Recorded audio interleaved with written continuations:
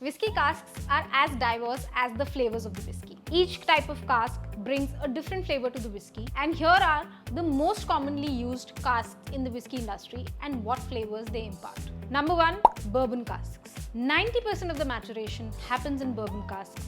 That's because bourbons are always supposed to use virgin oak casks. So the Scotch whiskey industry repurposes these bourbon casks for most of the Scotch whiskey maturation.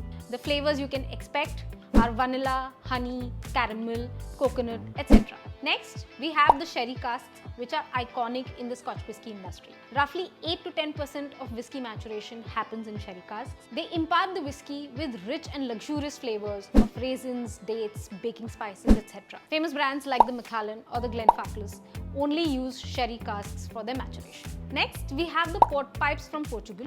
Largely used for finishes, they impart flavor notes of red berries and chocolate. The Glenmorangie Quinta Ruban 14-year-old and the Balvenie Portwood 21-year-old are classic examples. Wine casks. Again, used for finishes a lot, they impart fresh, floral, fruity and tannin flavors to the whiskey depending on the region the wine is coming from.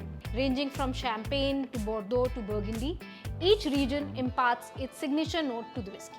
Last but definitely not the least, cognac casks from France. They add floral, fruity and nutty layers to the whiskey. While they are not very common, but they are now growing in popularity. Classic example is the Glenlivet 15-year-old. Each cask type is a gateway to new and unique whiskey flavors. Let us know in the comments below which is your favorite style of whiskey.